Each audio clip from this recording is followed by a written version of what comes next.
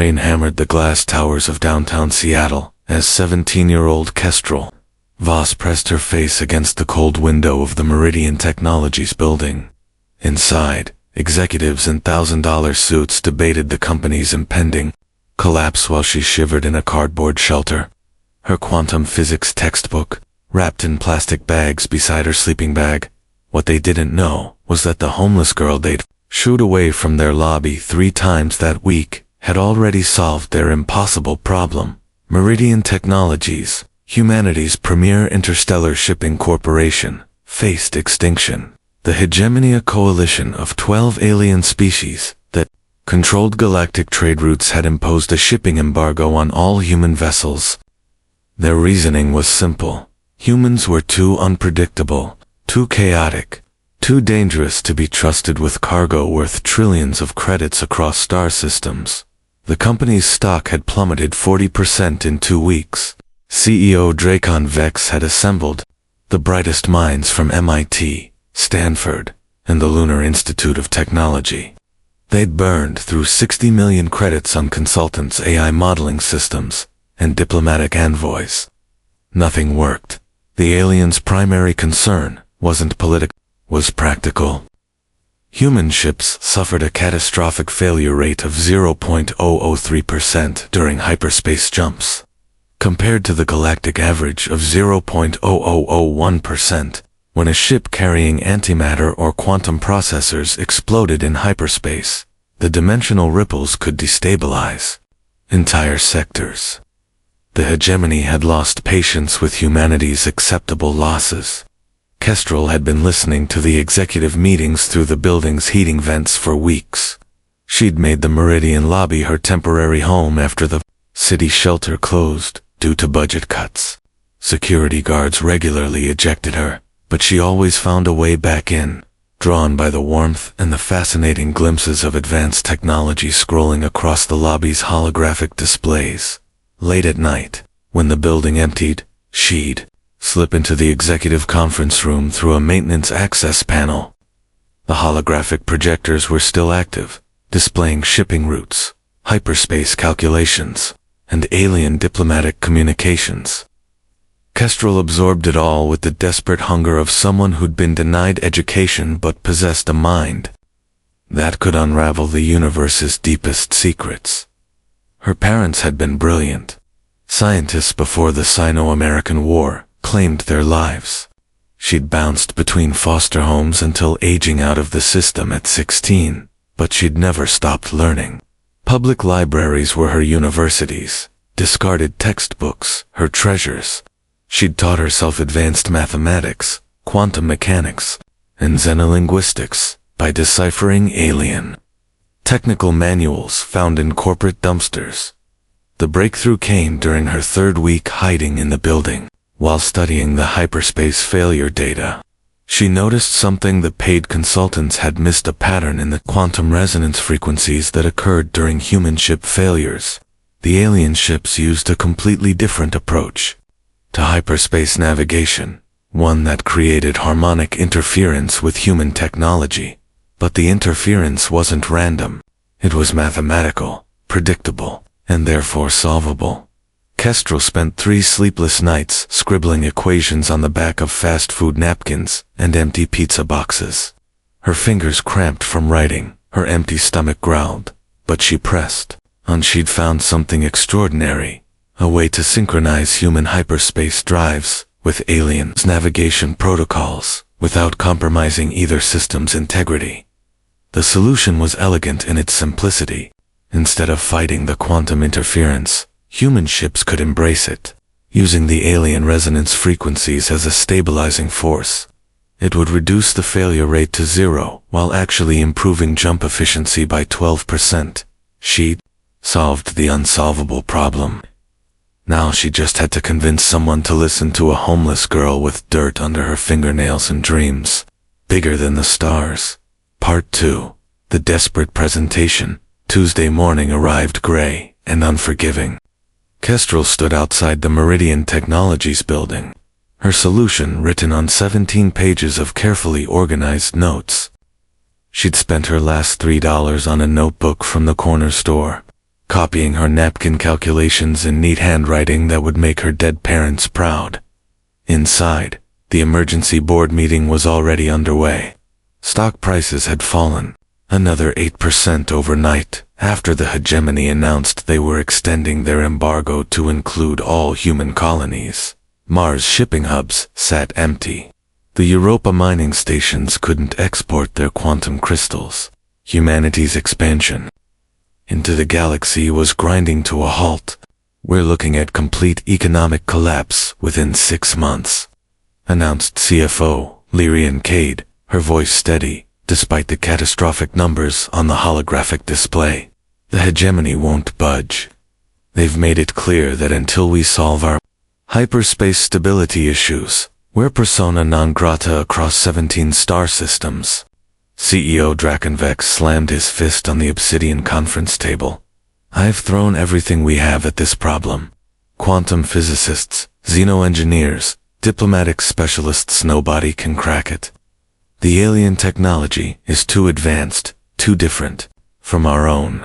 Perhaps it's time to consider liquidating the company, suggested board member Torvin Blackheart, his words falling like stones into still water. Cut our losses, sell the assets, and let someone else figure out interstellar shipping. Kestrel pressed her ear against the heating vent, listening to the death throes of humanity's greatest achievement. She couldn't let this happen, not when she held the answer in her hands. She made her decision. Kestrel walked through the main lobby, ignoring the security guards who recognized her immediately. Hey, you can't be in here, called out Marcus, the day shift guard who'd ejected her countless times. I'm calling, I need to speak with CEO Vex. Kestrel interrupted, her voice carrying a confidence that stopped Marcus mid-sentence. I have the solution to the hyperspace problem. The lobby fell silent. Even the holographic displays seemed to pause, as if the building itself was holding its breath. Look, kid, Marcus said more gently, I know times are tough, but you can't just walk in here claiming to solve problems that billion credit companies can't handle. The harmonic interference between human and alien hyperspace drives creates a quantum resonance cascade that destabilizes the local space-time matrix, Kestrel said clearly. But if you adjust the drive's temporal frequency to match the alien navigation protocols, you can use their quantum signature as a stabilizing anchor instead of a disruptive force. Marcus's radio crackled. Security, we have a situation in the lobby. But Lyrian Cade was already stepping out of the elevator, having heard the commotion through the building's security monitors. She'd been walking toward the executive washroom when she caught the last part of Kestrel's explanation. The words hit her like a bolt of lightning. What did you just say about temporal frequency adjustment? Lyrian asked, her corporate composure cracking slightly. Kestrel straightened her shoulders. I said, I can solve your hyperspace problem. I've been working on it for 3 weeks, and I have a complete mathematical proof. You're a child, Lyrian said, but her tone was curious rather than dismissive. I'm 17. Albert Einstein was 16 when he conceived of relativity. Marie Curie was 14 when she started her research. Age doesn't determine understanding. Lyrian studied the girl more carefully. Beneath the dirt and worn clothes, she saw something that made her pause, the same look she'd seen in the mirror when she'd first cracked quantum encryption at 19. Hunger, brilliance, desperation. Show me, Lyrian said. Kestrel pulled out her notebook, her hands trembling slightly. She opened to the first page, where neat equations marched across the paper, like soldiers heading to war. The key is understanding that alien hyperspace technology doesn't fight quantum uncertainty, it dances with it. Human drives try to force stability through brute power, but that creates interference patterns with alien navigation beacons. If we adjust our temporal frequency to match their quantum signature. She flipped to a diagram showing 2 wave patterns, one chaotic, one harmonious. We don't compete with their technology, we complement it. Lyrian's eyes widened. After 3 weeks of billion credit solutions, the answer had been waiting outside their front door. written in a $3 notebook by a homeless girl who'd been listening through their heating vents. "I need you to present this to the board," Lyrian said, "right now." The Meridian Technologies boardroom fell silent as Kestrel entered, her notebook clutched against her chest like armor. 24 of the most powerful people in human space exploration turned to stare at the homeless girl who claimed to have solved their impossible problem. CEO Draken Vex looked up from his holographic displays, his expression shifting from confusion to barely controlled anger. "Lyrian, what is the meaning of this? We're in the middle of a crisis meeting, not running a charity drive. This young woman has a potential solution to our hyperspace stability issues," Lyrian said, her voice steady despite the hostile atmosphere. "I believe we should hear her out." Board member Torvin Blackheart let out a bitter laugh. "Are you seriously suggesting that a street child has solved what our best minds couldn't? We've spent 60 million credits on this problem. Maybe that's exactly why you haven't solved it," Kestrel said, her voice carrying across the room like a challenge. "You've been thinking like humans trying to beat alien technology. But you can't beat harmony with force." Dr. Nehemiah Cross, the company's chief quantum physicist, leaned forward. "Explain what you mean by harmony, young lady." Kestrel walked to the holographic display that dominated the center of the room. "May I?" she asked, gesturing to the controls. Vex nodded curtly, his curiosity overriding his skepticism. With steady hands, Kestrel pulled up the hyperspace failure data that had been puzzling the experts for months. The holographic display showed a three-dimensional map of failed jump attempts, each failure represented by a pulsing red dot in space-time. "Look at the pattern," she said, manipulating the display to show the failures from a different angle. "Everyone's been focusing on the failures themselves, but look at the spaces between them." The boardroom leaned forward as one. When viewed from Kestrel's perspective, the random failures suddenly revealed an underlying structure, a complex geometric pattern that pulsed with mathematical precision. "The failures aren't random," Kestrel continued. "They're occurring along the intersection points of alien navigation beacons. Human ships are hitting pockets of quantum interference where multiple alien hyperspace routes cross." Dr. Cross's face went pale. "Dear God, she's right. We've been looking at the data wrong for months." "But identifying the pattern is only the first step," Kestrel said. She opened her notebook and began inputting equations into the holographic display. "The real breakthrough is understanding that we can use those same intersection points as stabilization anchors." The equations flowed across the display in elegant blue light. Kestrel explained how human hyperspace drives could be recalibrated to synchronize with alien quantum frequencies rather than fighting them. Instead of brute stability, ships would achieve harmonic resonance with the existing galactic navigation network. "It's like tuning a guitar," she said, her confidence growing as she saw understanding dawn on the faces around her. "If you tune your strings to match the other instruments in the orchestra, you create beautiful music.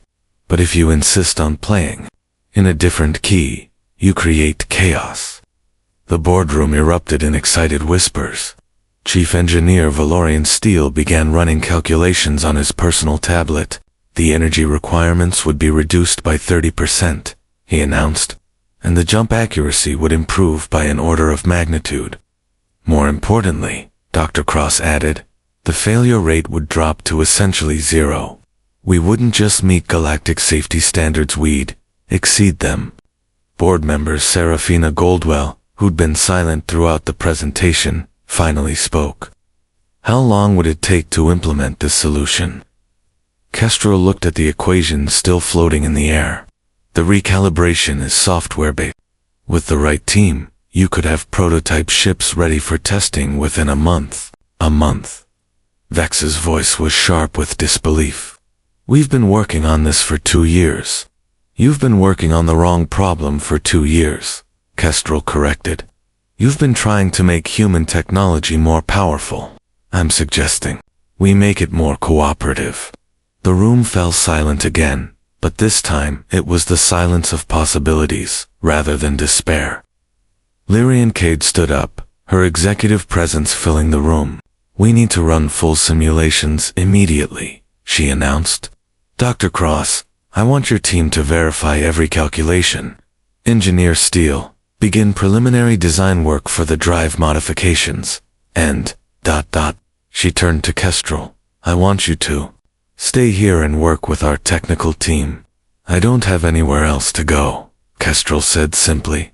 Vex stood up, his earlier hostility replaced by something that looked like respect. "Actually, you do.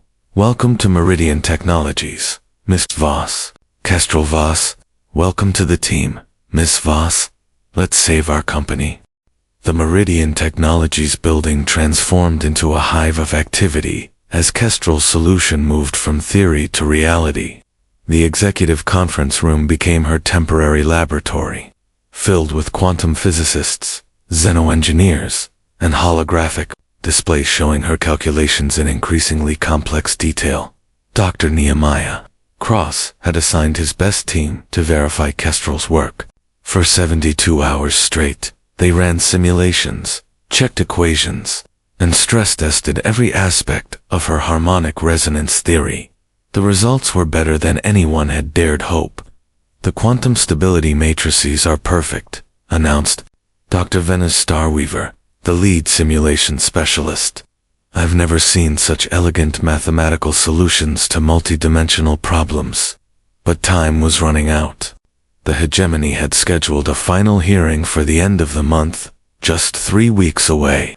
If humanity couldn't demonstrate a working solution by then, the shipping embargo would become permanent. Entire colonies would be cut off from Earth, and humanity's expansion into the galaxy would end before it truly began. Kestrel had been given a suite in the building's executive quarters, complete with a bed, shower, and more food than she'd seen in months. But she barely used any of it. Sleep seemed like a luxury she couldn't afford when the future of human civilization hung in the balance. "You need to rest," Lyrian Cade said, finding Kestrel hunched over a holographic display at 3 in the morning. "Your mind is our most valuable asset. Don't burn it out." "I'm fine," Kestrel insisted, but her hands were shaking from exhaustion and too much caffeine. "I just need to solve the temporal synchronization problem. The harmonic frequencies are stable, but the timing between human and alien navigation pulses is off by 0.0003 seconds. That sounds like a tiny margin. In hyperspace, 0.0003 seconds might as well be a century. We need perfect synchronization, or the whole system falls apart." Lyrian sat down beside her. "Tell me about your parents." Kestrel's hands stilled on the control interface. "Why? Because I see their brilliance in you, and I suspect they taught you more than just equations." For the first time in weeks, Kestrel leaned back in her chair. "My mother was a quantum physicist. She used to say that the universe doesn't keep secrets, it just speaks in a language most people don't understand.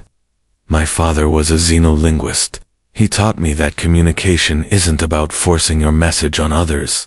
It's about finding the common ground where understanding becomes possible. And you've applied both lessons to this problem." "I'm trying to, but I'm missing something about the temporal relationship between human and alien hyperspace technology. There's a fundamental difference in how we perceive time during jumps." Lyrian pulled up a classified file on her tablet. "This might help. We've been monitoring alien communications for years, but we've never been able to decode their temporal references. Maybe fresh eyes can see what we've missed."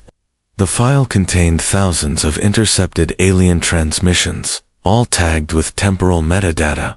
Kestrel studied them with growing excitement. "They're not measuring time the same way we are," she realized. "Humans think of hyperspace jumps as moving through time, linearly point A to point B. But the aliens are thinking in terms of temporal layers. They're navigating through time as well as space. What does that mean for the synchronization problem?" Kestrel's fingers flew across the holographic interface, pulling up new calculations. It means we've been trying to match their timing when we should be matching their temporal trajectory. Instead of synchronizing with when they jump, we need to synchronize with how they experience time during the jump. The equations began to flow across the display in brilliant cascades of light. Kestrel worked through the night, her exhaustion forgotten in the rush of discovery. By dawn, she had the solution. The temporal synchronization isn't about precise timing, she explained to the assembled team. It's about temporal harmony. Human consciousness experiences hyperspace jumps as discrete events, but alien consciousness experiences them as continuous flows. We need to adjust our navigation computers to think more like alien minds. Chief Engineer Valorian Steele looked up from his calculations. This is revolutionary. You're not just solving our technical problem, you're bridging the gap between human and alien cognitive architecture. How long to implement? CEO Vex asked. 2 weeks for the first prototype, Steele replied. But we'll need to test it on an actual hyperspace jump to prove it works. Then we test it, Vex decided. Kestrel, I want you on the test flight. You understand this system better than anyone. Kestrel nodded, her heart racing with anticipation and terror. In 2 weeks, she would either save humanity's place in the galaxy or watch her solution fail. Spectacularly in the depths of hyperspace, the race against time had begun. The prototype ship Harmony's Edge hung in Earth's orbital shipyard like a metallic prayer, its hull gleaming with the modifications that would either save or doom humanity's galactic ambitions. Kestrel stood in the observation deck, watching. Technicians make final adjustments to the revolutionary hyperspace drive she'd designed. Are you ready for this? Dr. Nehemiah Cross asked, joining her at the viewport. The quantum physicist had become something of a mentor to her during the frantic weeks of development, as ready as anyone can be when they're about to test a completely theoretical solution on a live hyperspace jump. Kestrel replied, her voice steadier than she felt. The test flight was scheduled for tomorrow. Representatives from 12 alien species would observe via quantum link, ready to judge whether humanity had truly solved the stability problem or if this was just another expensive failure. The pressure was enormous, not just on Kestrel, but on every human in the galaxy. Captain Zara Nightwind, the test pilot, approached with her characteristic confidence. I've been flying hyperspace routes for 15 years, she said, and I've never seen modifications this elegant. Your harmonic resonance system is pure artistry. It's not art, Kestrel corrected. It's translation. We're teaching human technology to speak the same language as alien navigation systems. Same thing, in my book. The three of them watched as the final component was installed, a quantum processing unit that would handle the temporal synchronization calculations in real time. It was the most complex piece of computing hardware ever built, capable of adjusting hyperspace frequencies thousands of times per second. Final systems check in 1 hour, announced Chief Engineer Valorian Steele over the shipyard's communication system. All personnel to stations. Kestrel made her way to the ship's bridge, where she would monitor the jump from the navigation station. The Harmony's Edge was small by galactic standards, a courier vessel designed for speed and precision, rather than cargo capacity. But it was perfect for demonstrating the new technology.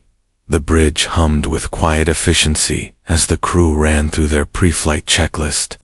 Captain Nightwind settled into the pilot's seat, her hands dancing across the holographic controls with practiced ease. Quantum Drive Online reported the ship's AI harmonic resonance calibration complete. Temporal synchronization protocols ready. Alien Observer Network connected, added Communications Officer Dane Stormwright. We have clear channels to all 12 hegemony species. Kestrel took her position at the navigation station, her heart pounding as she watched the displays show her equations translated into operational reality. Years of theoretical work, weeks of desperate development, and now it all came down to the next 30 minutes. Initiating hyperspace jump sequence, Captain Nightwind announced. Destination, Proxima Centauri System, Hegemony Monitoring Station, Alpha 7.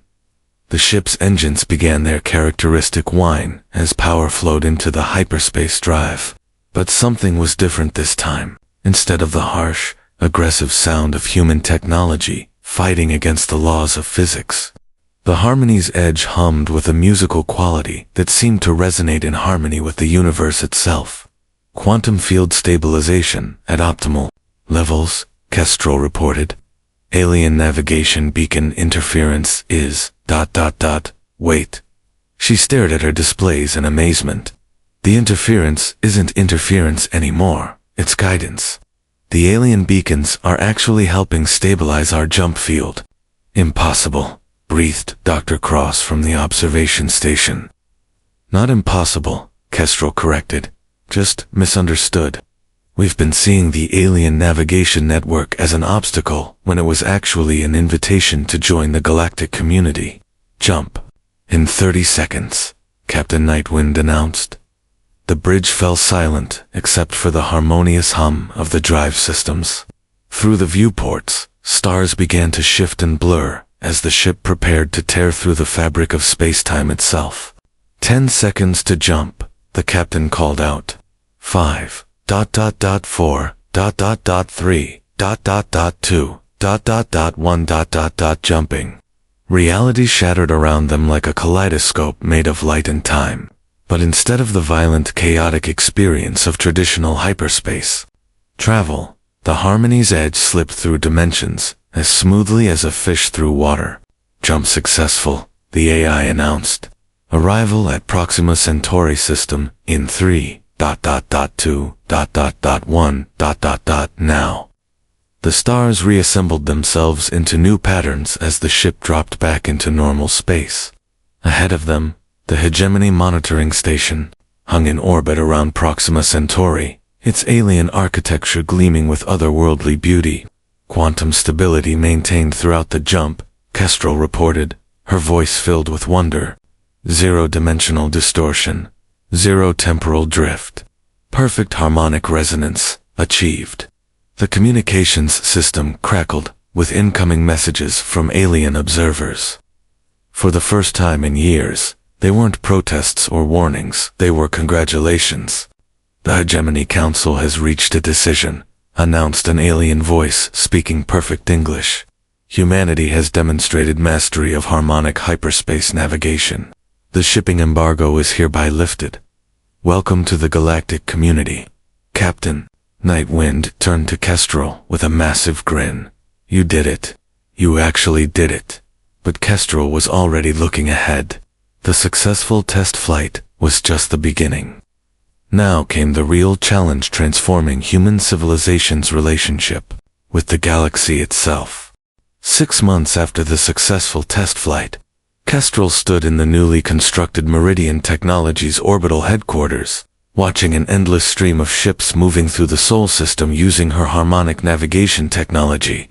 The embargo was not just lifted, humanity had become the preferred shipping partner for half the galaxy. The Kuthalan Empire just signed an exclusive transport contract, announced Lyrian Cade, now serving as president of galactic operations. They want us to handle all their interstellar cargo runs. Apparently, our harmonic drives are 40% more efficient than their own technology. CEO Draken Vex entered the observation lounge, his face beaming with the confidence of a man who'd watched his company's stock price increase by 2,000% in 6 months. Kestrel, I have news that might interest you. What kind of news? The Hegemony Council has voted to establish a new position, Galactic Harmony Coordinator. It's a role that would involve traveling to different star systems, helping other species adapt your harmonic navigation principles to their own technology.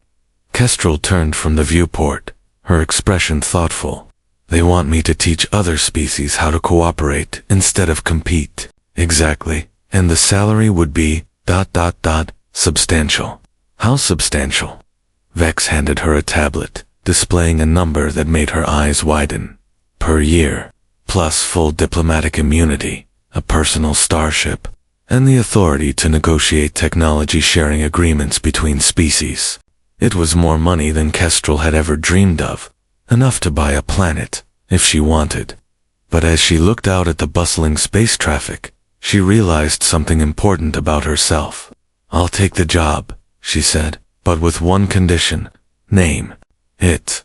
I want to establish a foundation.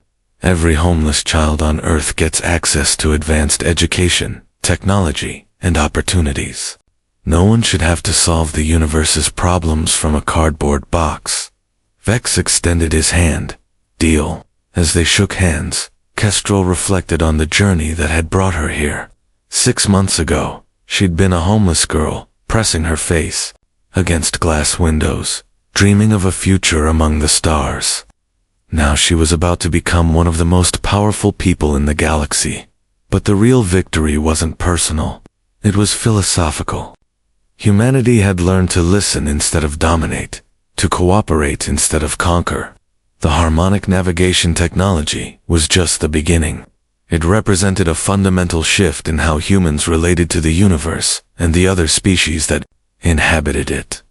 "There's something else," Vex said. "The Hegemony Council has invited you to address the Galactic Assembly. They want you to present your philosophy of harmonic cooperation to representatives from over 300 species." Kestrel smiled, remembering her father's words about communication being the art of finding common ground. "When?" "Next month. The Assembly meets on Nexus Prime, the capital of the galactic government. I'll be there." As Vex left the observation lounge, Kestrel remained at the viewport, watching the ships dance through space in perfect harmony. Each vessel represented a species that had learned to work together rather than fight against each other. The galaxy was becoming a symphony instead of a cacophony. Her tablet chimed with an incoming message. It was from Dr. Cross, who was now leading the research team developing the next generation of harmonic technologies. "Kestrel," the message read, "we've made another breakthrough. The harmonic principles you discovered don't just apply to hyperspace navigation. We think they can be used for interspecies communication, resource sharing, even conflict resolution. The universe is more connected than we ever imagined." Kestrel smiled as she composed her reply. "The universe has always been connected. We just needed to learn how to listen." She closed the tablet and prepared for her next meeting with a delegation of young scientists from the Lunar Institute who wanted to learn about harmonic theory. Many of them were barely older than she was, brilliant minds who'd grown up dreaming of the stars. As she walked through the orbital headquarters, Kestrel passed a large holographic display showing the current galactic shipping routes. Instead of the chaotic tangle of competing paths that had existed before, the routes now flowed in elegant patterns that maximized efficiency while minimizing conflict. It was beautiful in its simplicity, cooperation instead of competition, harmony instead of discord, understanding instead of domination. The homeless girl who'd once slept in cardboard boxes had become the architect of a new galactic civilization. But more importantly, she'd proven that the most powerful force in the universe wasn't technology or weapons or money. It was the simple act of listening to those who'd been ignored. The stars were no longer distant lights in the darkness. They were neighbors, friends, partners, in the grand symphony of existence. And Kestrel Voss, once invisible to the world, had become the conductor of that cosmic orchestra. In the end, the greatest discoveries weren't found in laboratories or boardrooms. They were found in the minds of those who'd been overlooked, dismissed, and forgotten. The universe's greatest secrets were whispered by those who'd learned to listen, while others only heard noise. The galaxy had learned to dance in harmony, and it all started with a homeless girl who refused to accept that some problems were unsolvable. The end.